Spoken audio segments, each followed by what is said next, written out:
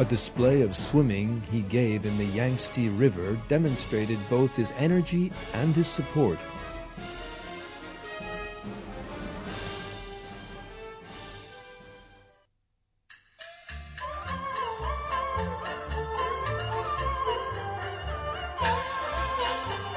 Mao first of all set about debasing classic Chinese arts for the ideological program he dreamed of.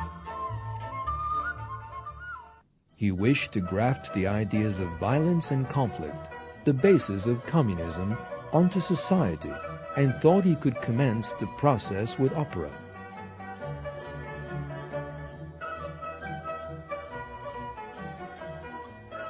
The traces of communist insanity could clearly be seen on the faces of the performers, who had been brainwashed by Maoist doctrines.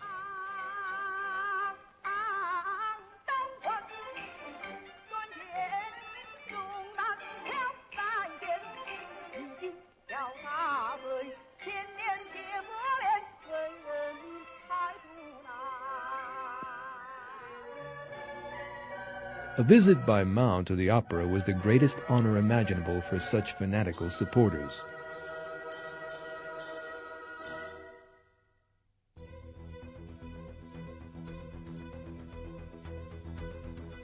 Mao commenced his second leap in 1966.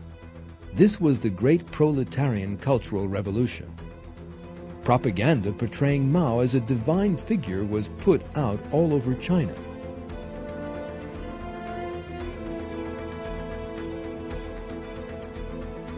School children were made to learn his Little Red Book off by heart. His slogans were written on walls, and posters portrayed him as literally a superhuman being.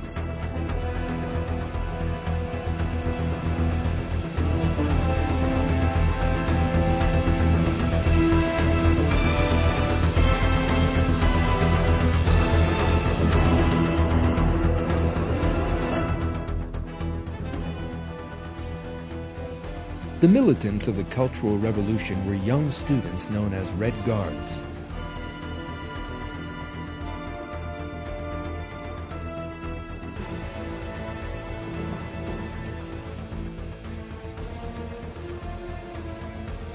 On August 18, 1966, some 1 million Red Guards brainwashed with Mao's ideas came together in Tiananmen Square.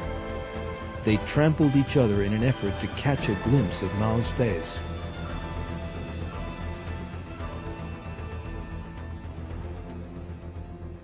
One young girl student was brought to Mao's side and shook his hand. Even if that was of little significance to Mao himself, it was a matter of the greatest significance to the girl and her friends, who all fell over themselves to touch the hand that had been shaken by Mao.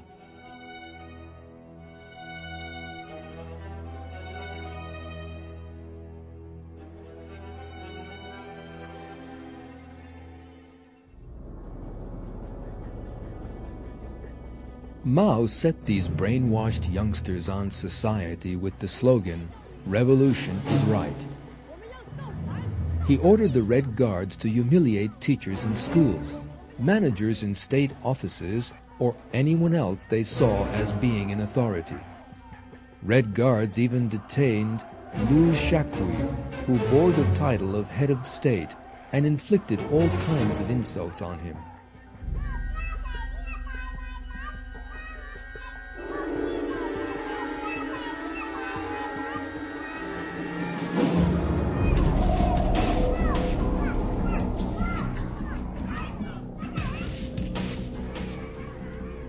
Anyone involved in the management of any institution was accused of not being a communist, even if he had done nothing wrong, and would be hauled up in front of the crowds and humiliated.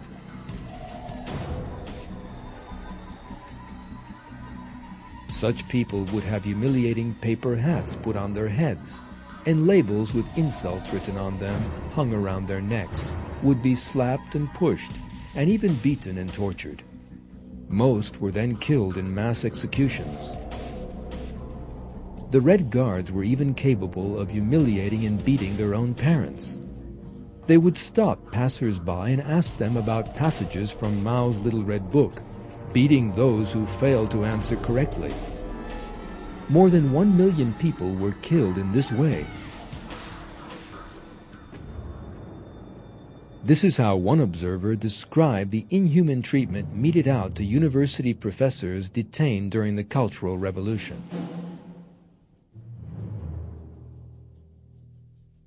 Before a new 4-story classroom building, I saw rows of teachers, about 40 or 50 in all, with black ink poured over their heads and faces. They all wore dunce caps and carried dirty brooms, shoes, and dusters on their backs. Hanging from their necks were pails filled with rocks. Finally, they all knelt down, burned incense, and begged Mao Zedong to pardon their crimes. Beating and torture followed. I had never seen such tortures before. Eating night soil and insects, being subjected to electric shocks, being forced to kneel on broken glass, being hanged like an aeroplane by the arms and legs.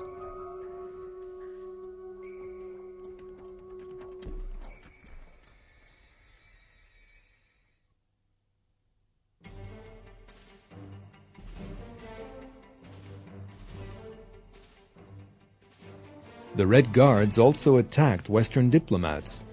The country was being drawn ever deeper into chaos and violence. Museums were ruined, books burned, after which fighting broke out between rival Red Guard factions.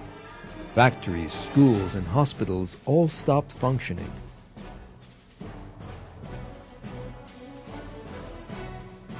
Mao's nonsense had led a whole country to a state of anarchy.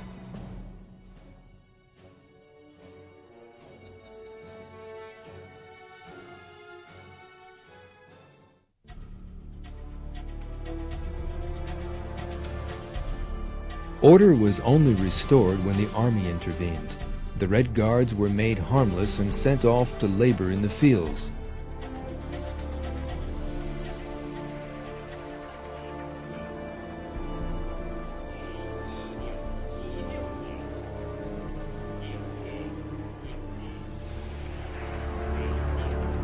Even so, the madness of the Cultural Revolution only came to an end with Mao's death in 1976.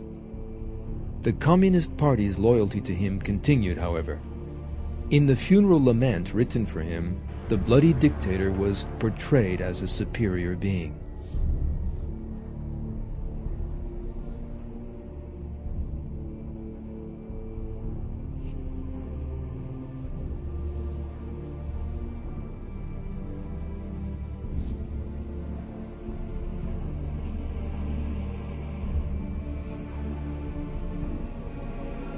Mao's body was mummified and preserved.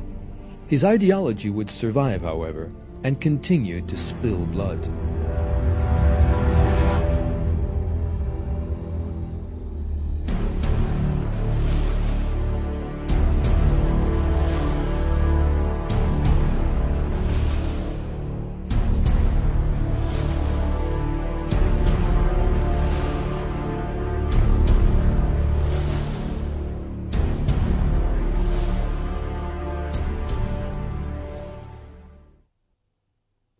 Maoism is the very worst version of communism.